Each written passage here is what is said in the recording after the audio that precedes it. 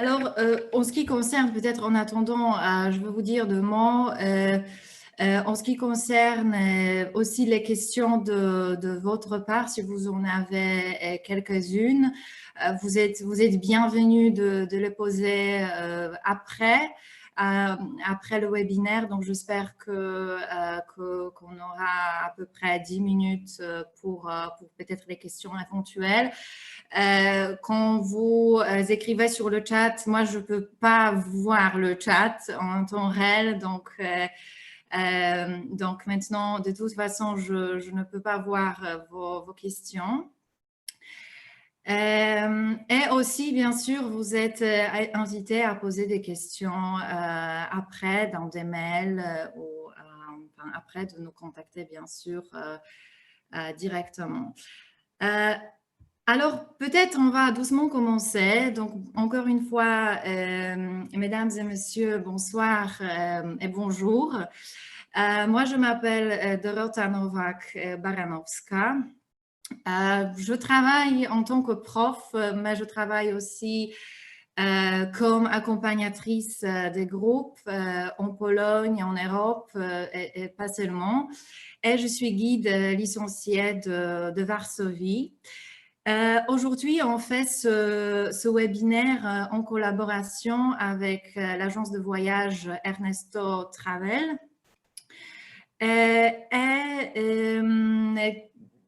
On veut vous présenter la Pologne comme votre prochaine destination pour les touristes.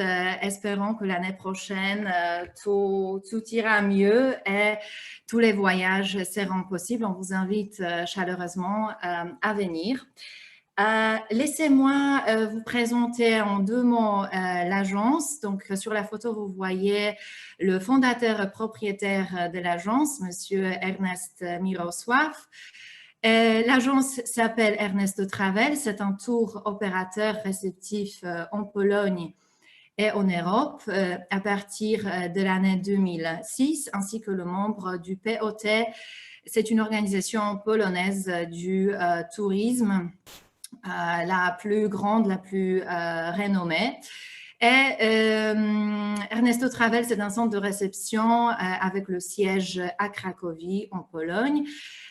Voici aussi les coordonnées pour nous contacter, qui vous d'ailleurs seront aussi envoyées après. Donc, vous aurez toutes les informations nécessaires si vous voulez nous contacter directement. Alors, j'imagine que si vous êtes là, vous savez quel est l'emplacement de la Pologne, mais je tiens à vous montrer cette image aussi pour nous donner cette perspective afin de voir que l'emplacement de Pologne est vraiment particulier. C'est entre l'ouest et l'est, entre l'Occident et l'Orient, pour ainsi dire. Donc, on partage les frontières avec, entre autres, la Russie, la Biélorussie, l'Ukraine. Et à l'ouest, c'est bien sûr l'Allemagne. Qu'est-ce que ça donne? Donc, je trouve que ça rajoute vraiment de la richesse et du goût au voyage et à vos visites en Pologne, car les deux parties donc la partie Est, la partie Ouest sont vraiment différentes. En simplifiant énormément, on peut dire que l'Ouest, c'est plus industrialisé, c'est plus urbain, tandis que l'Est, c'est plus rural, c'est plus calme, plus tranquille, plus sauvage. Peut-être, c'est une simplification très grande, mais c'est assez intéressant de voir sur un territoire assez petit, de voir différentes traces. Vous savez aussi qu'au cours de l'histoire, la Pologne a été sous différentes influences, sous différentes occupations aussi. Et tout ça, ça a laissé bien sûr sa trace, qui est très intéressant de voir, même pour nous, si on voyage dans une autre région de Pologne, c'est toujours fascinant de voir certaines différences architecturales, mais aussi du point de vue de l'aménagement de l'espace, sans parler des cultures, de la culture, des coutumes, des dialectes, etc. La monnaie, c'est zloty. Maintenant, pour la zone euro, c'est une bonne affaire de venir en Pologne, parce que l'euro est assez fort. Normalement, c'est 4,2. Aujourd'hui, disons que c'est 4,6, 4,5. La langue, bien sûr, c'est la langue polonaise qui passe pour la langue l'une des plus difficiles dans le monde entier, avec des phrases du type change ou d'autres phrases et d'autres mots qui sont même pour nous assez difficiles à prononcer. Donc, si vous arrivez ici, vous pouvez entendre encore plus de mots et vous pouvez aussi apprendre, bien sûr, quelques mots de base. La Pologne est divisée en 16 voïvodies, en 16 régions administratives. La région, du point de vue touristique, les plus importantes peut-être, c'est la région qui se trouve au sud, Małopolskie, avec Cracovie en tant que capitale, et la région qui s'appelle Mazowieckie, qui se trouve au centre-est, avec bien sûr la capitale de la Pologne, c'est-à-dire Varsovie. Ici, vous voyez la liste de 16 biens inscrits sur la liste du patrimoine mondial de l'UNESCO. Comme vous pouvez le voir sur la carte, la grande majorité d'entre eux se trouvent au sud-ouest de la Pologne. Alors, grâce à cela, nous pouvons visiter pratiquement toutes ces places si on veut, en un temps raisonnable pendant une visite. Les distances ne sont pas très grandes. La Pologne n'est pas un pays très, très vaste.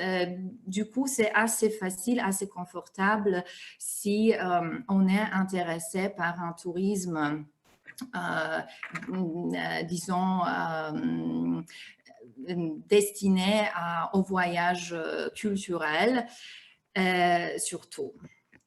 Maintenant, justement, je voudrais passer à vous parler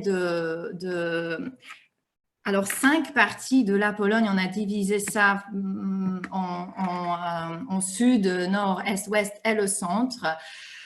Juste pour vous donner un aperçu, bien sûr, très global de chaque partie. On commence par le sud, par les deux régions qui s'appellent Małopolska, qui est aussi appelée la Petite Pologne en français, et la région de Silésie qui se trouve à côté. Et dans cette région-là, vous pouvez visiter voilà, des places mentionnées ici sur cette image. Alors, je vais vous dire quelques mots sur chaque destination, mais toujours, comme je viens de dire, ce ne sont que, disons, des mots-clés, des destinations clés, afin de vous guider un peu, de vous encourager à venir, d'éveiller votre intérêt, voilà, et après, vous pouvez bien sûr en savoir plus aussi en faisant la recherche, en nous contactant, bien sûr, pour connaître plus de détails. On va commencer évidemment par Cracovie, qui est l'ancienne capitale. Maintenant, la capitale, c'est Varsovie, mais pendant quelques siècles, aussi Cracovie servait de capitale de la Pologne. Et ce que vous voyez sur ces images, c'est la place du marché, qui est la plus grande en Europe. Vous voyez aussi la tour de mairie, et à côté, c'est le hall des draps, le hall des draps, ça s'appelle Sukiennice. C'est une place qui servait toujours, au commerce, et aujourd'hui, il y a toujours ce lieu a toujours cette fonction. Donc, il y a des petits commerces, des magasins, des stands où vous pouvez voir, acheter des souvenirs de Pologne et de Cracovie. À droite, vous voyez alors des arcades de Oldedra. Vous voyez l'église de l'Assomption de Notre-Dame, la plus fameuse à Cracovie. Quand vous voyez cette photo à droite, vous pouvez penser peut-être que si ce n'était que pour le ciel, on peut dire que c'est peut-être l'Italie, quelque part, le sud de l'Italie.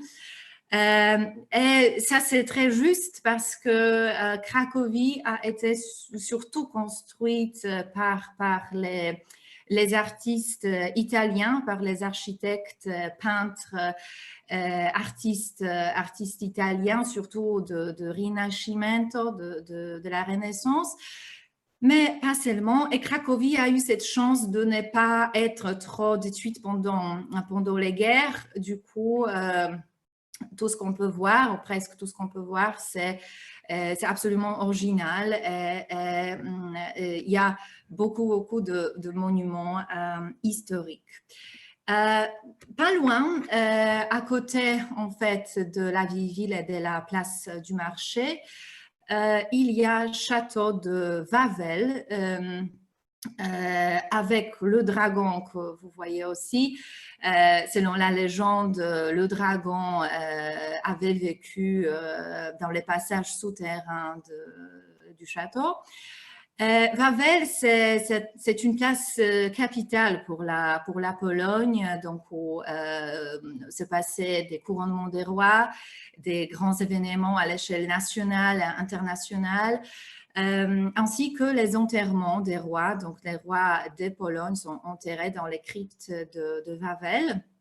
À côté, vous voyez la cathédrale qui se trouve aussi ici, à côté de Wawel. Et sur la photo avec la cathédrale, vous pouvez voir que, alors la ville est ancienne, vous pouvez voir presque tous les styles architecturaux, en commençant par le style romain, en passant par exemple le gothique, et pour finir par exemple la Renaissance ou le baroque ou le maniérisme. Donc ça, c'est très particulier pour Cracovie, pour beaucoup d'autres villes en Pologne aussi, de voir ces traces. Donc, ça a l'air un peu éclectique, mais c'était en effet voulu, disons, pour voir l'évolution historique de la ville. Toujours à côté, donc c'est toujours, ce sont les distances à pied. Il y a le quartier juif qui s'appelle Kazimierz, et le quartier Podgórze avec l'usine, l'ancienne usine Schindler, maintenant le musée Schindler, absolument fascinant à voir, à visiter. Les journées pleines d'attractions, de visites peuvent très bien se terminer avec une soirée folklorique, avec du folklore authentique de la région. De Cracovie, mais aussi des autres régions de Pologne. C'est une forme très intéressante de non seulement voir du folklore, mais aussi de, bien sûr, goûter aussi la cuisine, les plats polonais, la cuisine polonaise. À côté de Cracovie, à 20 km de Cracovie, il y a une véritable perle de cette région, à savoir Wieliczka. C'est l'ancienne mine de sel qui a opéré à partir du XIVe siècle. Et sous la terre se cachent des vraies villes de sel uniques avec leurs chapelles. Ici, vous voyez la chapelle. Et leur fabuleux système de ventilation, de drainage, d'éclairage. Et il y a même un petit spa aussi dans des couloirs. Il y a à peu près 300 kilomètres de couloirs. Donc, c'est bien sûr, c'est inscrit sur la liste de UNESCO. Et c'est absolument un must-see dans la région de Cracovie. Si on veut, on peut aussi voir de la nature spectaculaire, aussi toujours dans la même région. Là, les montagnes et la vallée avec la rivière Dunajec, où vous pouvez participer dans ce type de balades en radeau. Avec deux, disons, gondoliers qui vous guident et qui vous conduisent dans la vallée. Et ce type de balade dure à peu près 2 heures. C'est très relaxant, très agréable avec des jolis paysages autour. Et finalement, à 100 km de Cracovie au sud, il y a Zakopane, la ville de Zakopane et les montagnes Tatra qui font partie des montagnes des Carpates. Et alors Zakopane, c'est un véritable centre d'hiver et d'été des montagnes. On peut le comparer à Chamonix peut-être ou à Biarritz du point de vue de sa popularité. Là où vous pouvez avoir l'accès à toute infrastructure, tout ce qu'il faut pour faire du ski, pour aussi faire des randonnées, pour un nightlife. Donc, tout est là à votre disposition. L'infrastructure est très bien organisée et en même temps, vous avez l'accès au sommet, bien sûr, au parc national des Tatras. Alors, vous pouvez aussi vous dépayser et vous retrouver dans un paysage totalement sauvage. C'est que aussi vous voyez sur ces photos. Sur la photo de gauche, vous voyez la rue principale de Zakopane qui s'appelle Krupów, qui est comme une avenue principale de la ville. Finalement, toujours à environ 50 km de Cracovie, deux villes intéressantes, surtout du point de vue du tourisme religieux. À gauche, c'est l'église à Wadowice. Wadowice, c'est une petite ville où Saint Jean-Paul II est né. Aujourd'hui, dans sa maison natale, il y a le musée consacré bien sûr à la vie de Jean-Paul II.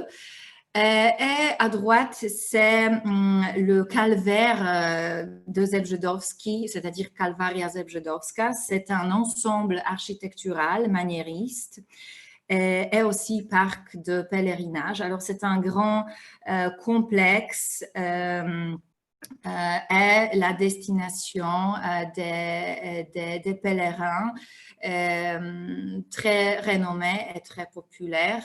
Et là aussi, alors Jean-Paul II a été baptisé. Et finalement, disons la crème de la crème du tourisme religieux en Pologne, c'est la destination phare Częstochowa. La ville avec le monastère des frères Paulins qui est situé sur une colline appelée Jasna Góra, donc c'est comme le mont clair, et avec l'image de la Madone noire. C'est une place de prédilection pour les pèlerins, non seulement même européens, mais pour les chrétiens du monde entier. Et pour la Pologne aussi, c'est une place sacrée, très importante au cours de l'histoire. Souvent, s'il y avait des batailles ou des guerres ou des événements de ce type, il y avait toujours des pèlerinages et des prières collectives. Il y avait toujours cette croyance ont pouvoir d'opérer des miracles par la Madone Noire pour notre cause. Et on finit avec la région de Małopolska, de Petite Pologne, avec la place que sûrement vous connaissez de nom, c'est-à-dire Auschwitz-Birkenau, donc l'ancien camp nazi, le camp de travail forcé et d'extermination. Qui aujourd'hui se trouve sur le territoire de Pologne et à l'époque de la Troisième Reich. Donc, une place à voir. Aujourd'hui, il y a le musée, c'est comme aussi le rappel pour la mémoire, une sorte de mise en garde. C'est un monument profondément émouvant. Qui parle du plus grand crime de l'histoire humaine où environ plus d'1 million de personnes ont perdu leur vie. Bon, on passe maintenant au centre de Pologne. Alors, on va un peu au nord. Et là, on va voir Varsovie. Et les environs, aussi des places par exemple consacrées à Frédéric Chopin et aussi des places importantes pour le tourisme religieux. Donc Varsovie, bien sûr, la capitale. Il y a toujours cette rivalité un peu entre Cracovie et Varsovie. On dit que Cracovie est belle, tandis que Varsovie est moche. Mais c'est pas vrai, bien sûr. Varsovie, peut-être, n'est pas une ville où vous pouvez apprécier de l'histoire de la même manière qu'à Cracovie. Mais c'est une ville absolument fascinante, très intéressante, très éclectique, dynamique. Ce n'est pas seulement la ville de business, des affaires, mais aussi une place pour le voyage culturel, pour le voyage historique aussi. Et les autres. Vous voyez ici la vieille ville. Bien sûr que la vieille ville, c'est une reconstruction. Vous savez que Varsovie a été totalement détruite, presque totalement. 90% du tissu urbain a été détruit. Dans la vieille ville, c'était presque la destruction totale et systématique. Et tout a été reconstruit en un temps très court finalement, avec des moyens très restreints, on peut dire.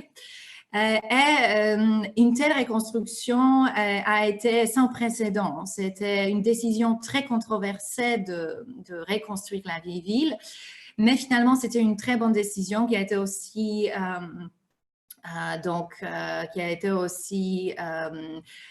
honorée par l'inscription à la liste de l'UNESCO en 1980. Et à vrai dire, donc cette idée de reconstruction a donné un peu le feu vert aux autres reconstructions qui se sont passées ensuite.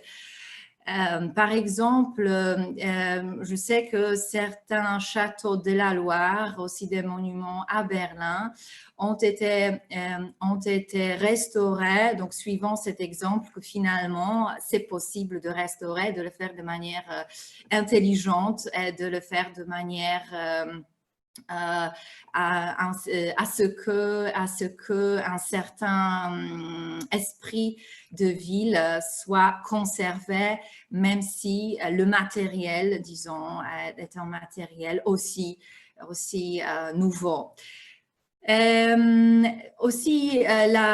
je viens de dire que Varsovie est une ville éclectique. Vous voyez en bas le Palais de la Culture et de la Science, qui est un cadeau, qui a été un cadeau voulu ou pas voulu de la part de Staline, de la part de l'Union soviétique. Il est toujours là.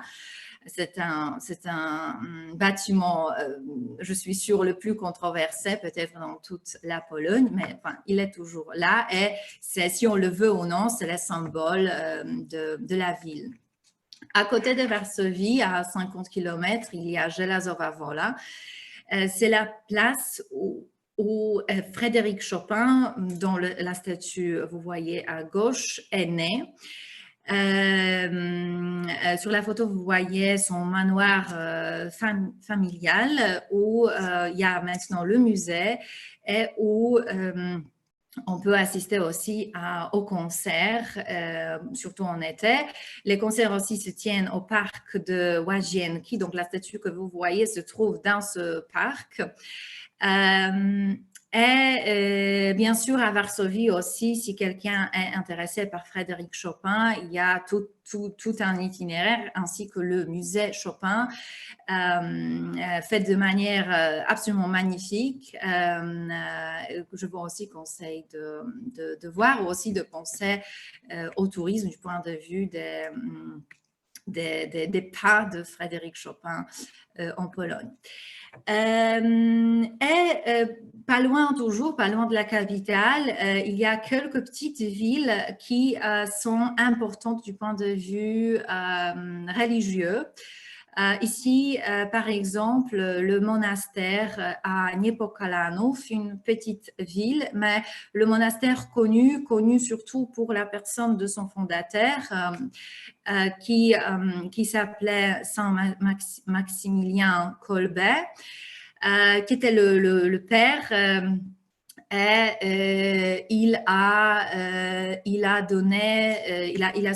Il est surtout connu pour son acte de miséricorde, enfin, son acte de christianisme. Il a été prisonnier à Auschwitz, il a sauvé la vie, il a donné sa vie pour sauver un autre prisonnier comme un acte voilà, de bonté. Après, donc le monastère que vous voyez ici est aussi consacré à lui et c'est le plus grand monastère en Pologne. On passe toujours, on se déplace vers le nord de Pologne, alors au bord de la mer Baltique.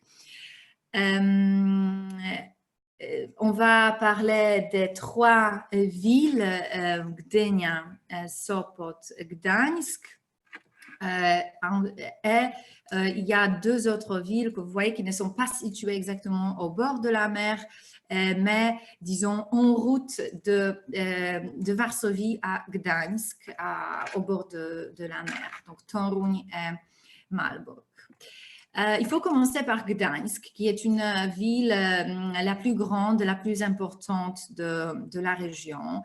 Une ville avec aussi une histoire complexe et compliquée, avec des traditions hanséatiques et avec une très jolie vieille ville, très bien conservée.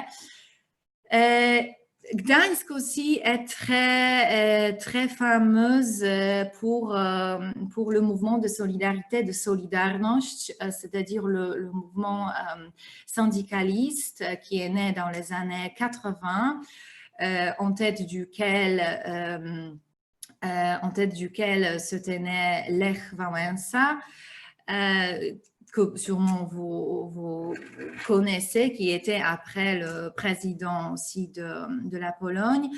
Et donc à force des nombreuses grèves, de nombreux protestes, finalement, en 1989, on a pu se libérer du joug communiste. Enfin, on n'a jamais fait partie de l'Union soviétique, mais bien sûr, on n'était pas totalement indépendant. Et ce mouvement de Solidarność a donné naissance aux autres mouvements par-ci, par-là. Par exemple, la chute de Berlin a suivi et les autres pays ont commencé à réclamer leur indépendance. Et c'est comme ça que finalement aussi l'Union soviétique s'est écroulée. Alors, c'est une place très, très importante pour notre histoire et pour l'histoire de cette partie de l'Europe. Et aujourd'hui, comme vous le voyez, il y a le musée à Gdańsk consacré au mouvement Solidarność, aussi très bien fait. Il est assez moderne et assez nouveau. Donc, une place intéressant à voir. Sopot, qui est à côté, c'est une ville, je dirais très élégante. C'est une ville où vous pouvez voir, par exemple, beaucoup de célébrités qui se promènent, qui passent des vacances. Et une ville très bonne aussi à vivre ou à passer du temps un peu plus tranquille. À côté, il y a, à côté, donc toujours au bord de la mer, il y a le parc national Słowiński avec la ville Łeba et avec les dunes qui bougent, avec les dunes mouvantes. Ça donne un effet vraiment spectaculaire. On a l'impression d'être dans le désert, sauf que sur l'horizon, vous voyez la mer. L'effet est très particulier. C'est aussi une place magique. Malbork est connu par ce château, le château de l'ordre teutonique. Et ça vous permet, le voyage ici vous permet de voyager autant de chevaliers teutoniques et de la plus grande forteresse gothique d'Europe, et c'est aussi la plus grande construction en briques au monde.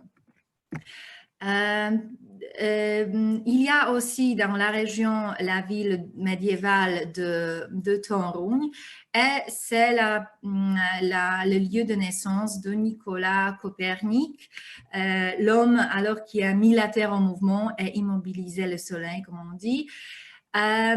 Aussi, la ville est très fameuse par les pains d'épices qui a la renomme d'être la meilleure dans tout le pays. Vous voyez ces pains d'épices sur l'assiette. Alors, pas exactement, aussi au bord de la mer, mais disons, c'est une partie aussi qui est moins visitée. Mais aussi, vous voyez la région qui s'appelle Masurie. C'est une région de centaines de lacs, des rivières, des forêts, absolument magnifique. Cette région n'est pas très souvent visitée par les touristes étrangers. Ce qui est un peu dommage pour ces touristes, je pense, parce que la région est très belle et toujours un peu sauvage dans certaines places. Alors, si vous voulez être dans la civilisation, vous pouvez, pas de problème. Mais si vous voulez vous dépayser et rester tranquille dans la forêt, c'est aussi toujours possible. Donc, une place exceptionnelle. Et avec ça, on se déplace à l'est de Pologne. Cette partie est, je dirais, la moins visitée. Comme je viens de dire au début, elle est un peu moins industrielle.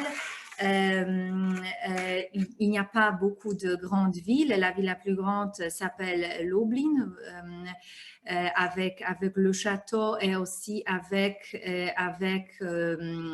le musée sur le site du camp de concentration qui s'appelle Majdanek, qui est, à vrai dire, dans la ville elle-même.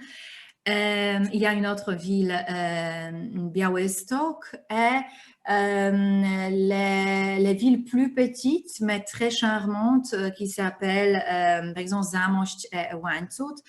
Zamość, c'est une incomparable cité de la Renaissance. La ville a été conçue en s'inspirant des théories italiennes de la ville idéale. Alors, l'aménagement de la ville est très symétrique, est très est faite à l'échelle humaine, disons. C'est très, très sympa. La ville de Windshut avec un complexe de palais maniéristes, donc des complexes aussi des grandes familles aristocrates, se trouve pas loin. Et aussi, donc, le parc de Białowieża, c'est la forêt primaire, voilà, la seule qui reste toujours en Europe. Fameux pour ses bisons, et peut-être vous connaissez cet alcool fort qui s'appelle żubrówka. Cet animal s'appelle żubr en polonais. Donc, żubrówka, c'est une vodka, alors avec le nom de cet animal, avec une petite herbe, avec un brin d'herbe qui est dans la bouteille, qui donne un goût assez particulier. Donc aussi cette région est connue grâce à cette boisson. Et on se déplace à l'ouest de Pologne, qui est un peu plus connu. L'ouest de Pologne est plus près de l'Europe occidentale. Il y a ici des assez grandes villes comme Poznań, comme Breslau ou Wrocław, la ville Gniezno, et les autres. Poznań, ici, vous voyez la vieille ville, la place du marché ainsi que la place de la mairie.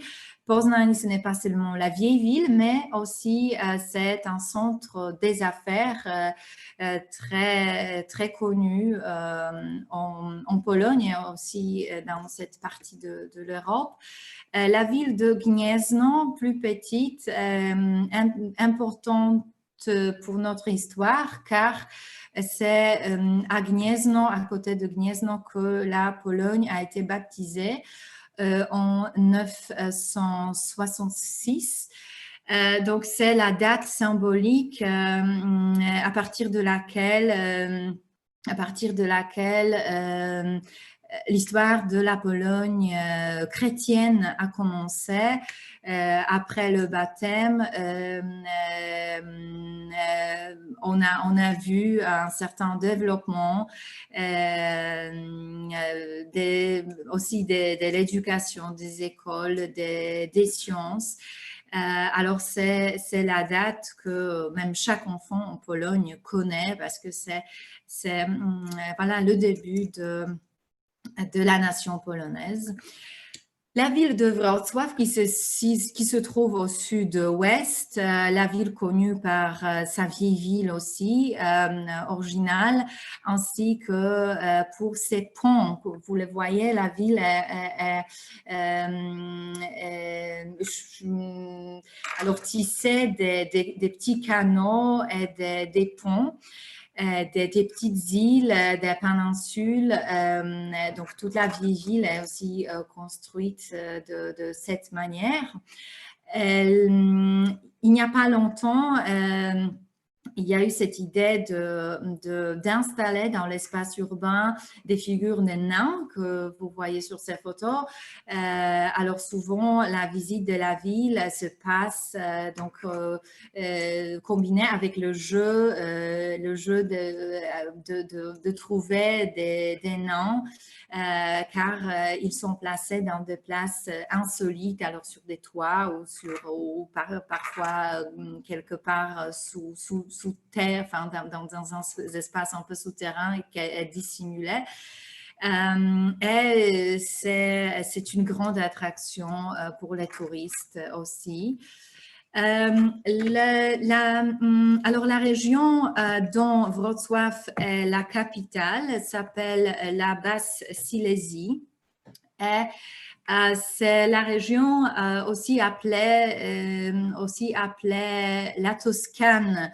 la Toscane du Nord ou la Toscane de l'Est. Je ne suis pas grande fan de ce type d'appellation, mais c'est vrai qu'il y a un peu de vérité dans cette constatation, peut-être sauf le climat. Dans la région, vous pouvez trouver beaucoup de châteaux, beaucoup de palais, des villages qui sont très charmants et très jolis. Toute la région. Moi, j'ai visité cette région, à vrai dire, pour la première fois ces vacances. J'ai été totalement ravie et aussi surprise parfois. Je ne savais pas qu'il y a des... Alors ça, c'est un château très connu, mais il y en a beaucoup plus qui sont moins connus, aussi beaux. La région est renommée aussi pour 2 églises à la ville de Javor et Świdnica. Ce sont les églises de la paix.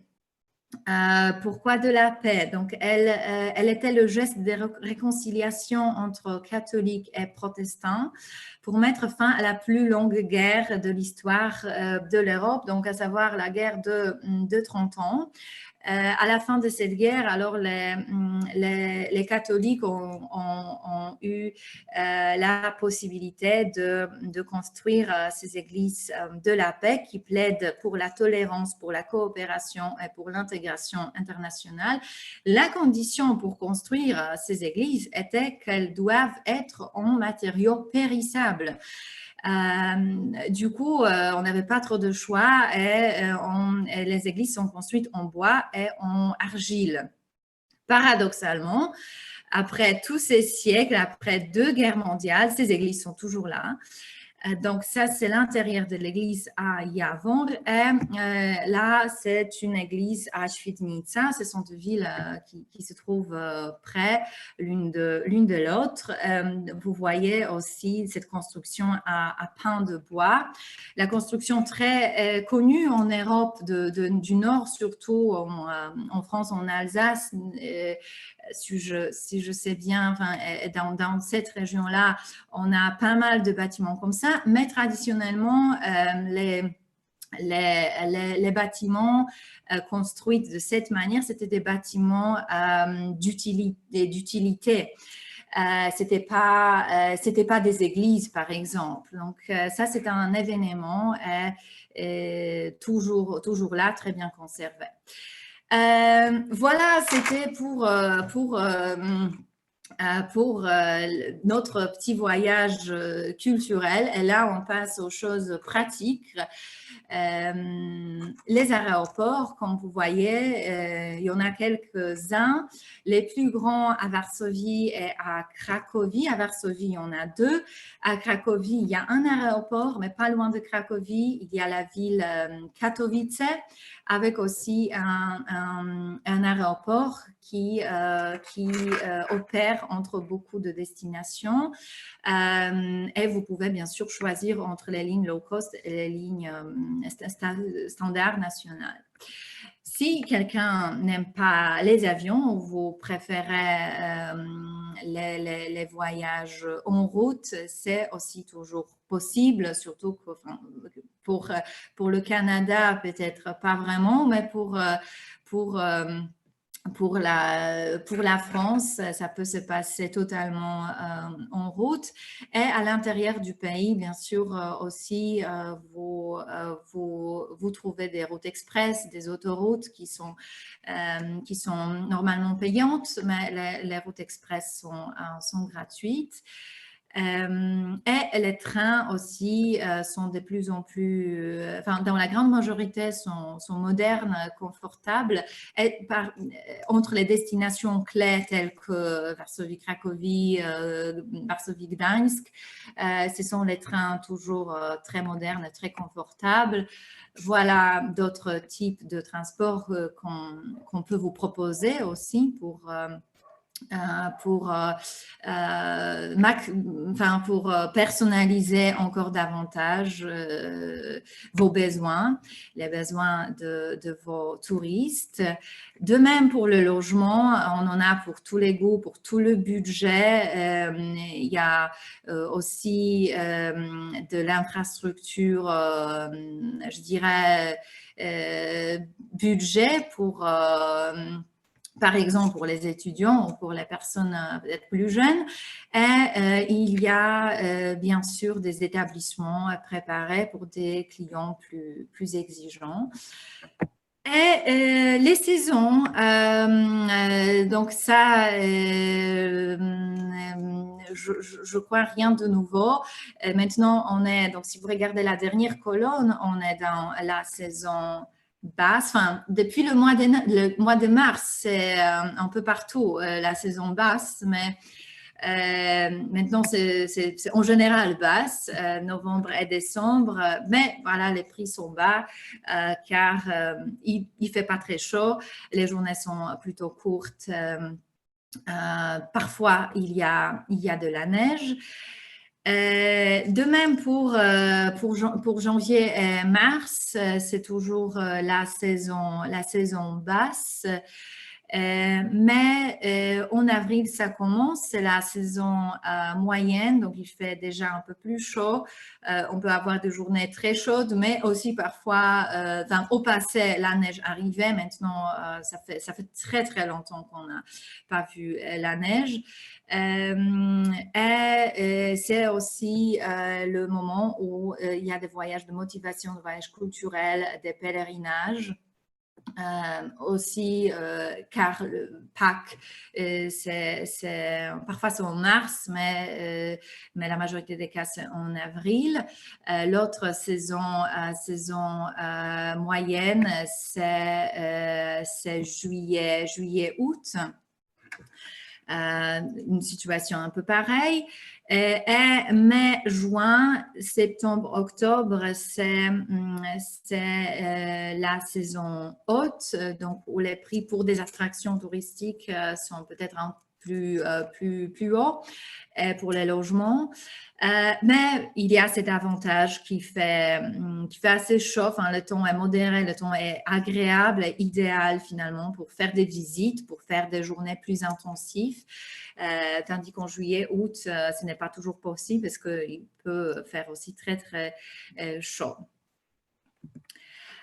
Donc c'est aussi, je pense, sans surprise non plus que la Pologne, c'est un pays où il y a cette division entre 4 saisons, ou parfois on parle de 6 saisons. Donc pour les habitants de l'Europe aussi, ce n'est rien d'étonnant. Mais j'ai travaillé aussi beaucoup avec les touristes asiatiques, par exemple. Donc pour eux, ces changements de saison, c'était une chose extraordinaire. Ils adoraient surtout l'automne doré. Et c'est vrai aussi qu'on peut visiter la même place, mais en différentes saisons. Ça va être comme une autre expérience. Alors, c'est une richesse de plus, je dirais, ce changement des saisons. Pour finir, parce qu'on va doucement finir, merci pour votre patience. Donc, pour finir, deux mots à propos de Ernesto Travel, de l'agence de voyage qui opère déjà 15 ans.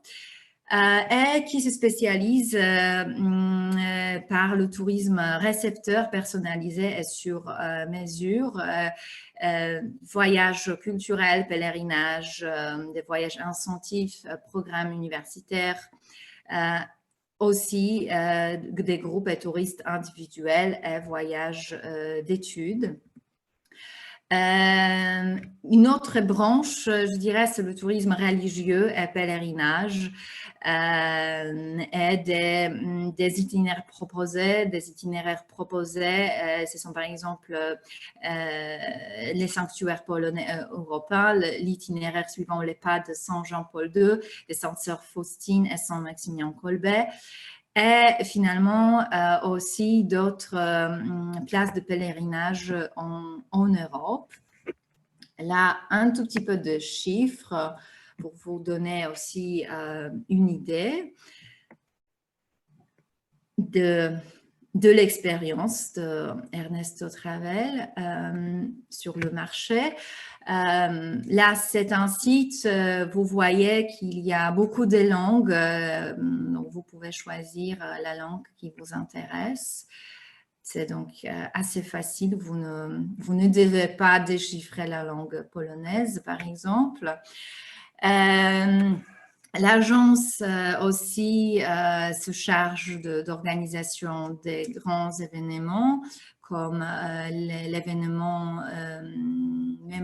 mémorial à Auschwitz-Birkenau, la souffrance des innocents, ou la journée mondiale de la jeunesse.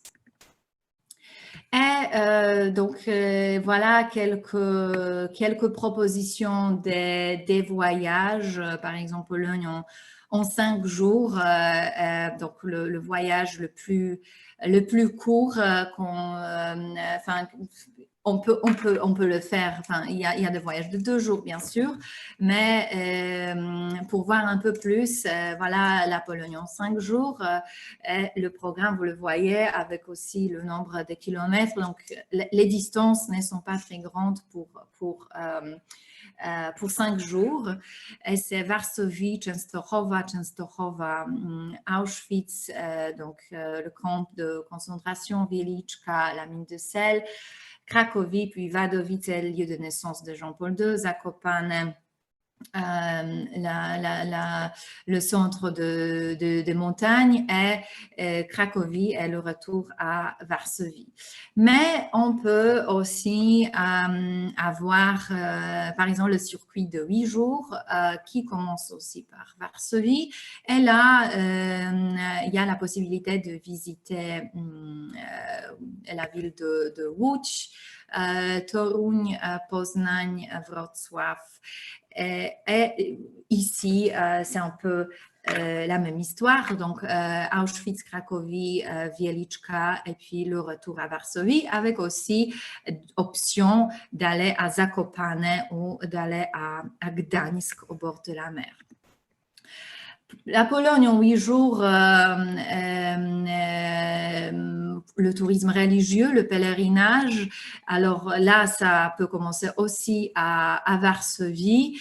Et après, pas loin de Varsovie, il y a d'autres villes comme Niepokalanów, Płock, Świnice Warskie. Alors les places consacrées à Sainte-Faustine et Saint-Maximilien-Kolbe. Après, Częstochowa, aussi Auschwitz, Wadowice, Wieliczka, Cracovie. À Cracovie, Łagiewniki, le sanctuaire où Jean-Paul II disait les messes. Il y a aussi cette possibilité pour continuer pour Białystok et puis pour Lituanie aussi. Aussi, il y a l'option d'organiser le voyage en Europe centrale qui recouvre la Pologne, alors le sud de la Pologne surtout, et Hongrie, Budapest, Autriche, Vienne, Slovaquie, Bratislava et Prague en Tchéquie. Quelque chose, donc c'est quelque chose d'absolument maintenant, disons, subjectif et quelque chose de plus que j'ai ajouté.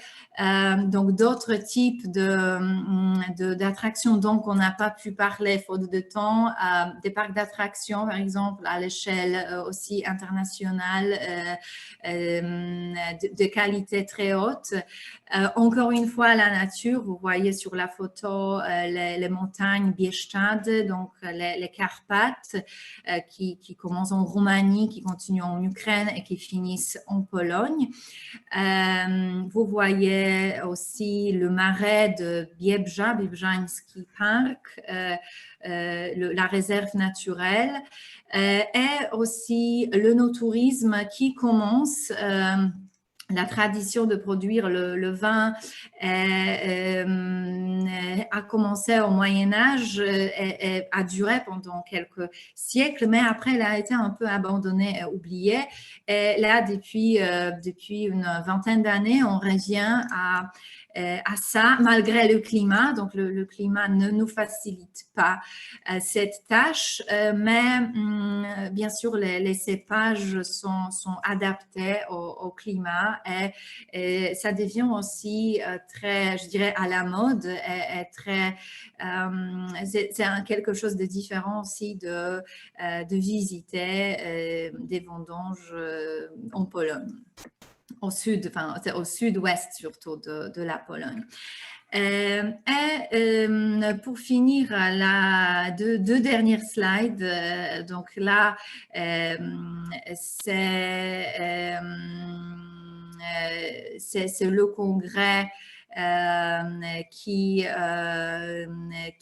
alors ça c'est une date d'un événement passé, mais il y en a un autre qui va avoir lieu au mois de mars. Donc, on va aussi vous envoyer, si vous voulez, l'information. Donc, aussi un congrès religieux, du tourisme religieux. Ce que je peux ajouter de ma part, alors, comme je viens de dire, moi, je suis guide de Varsovie surtout. C'est la région de Varsovie, je la connais le mieux.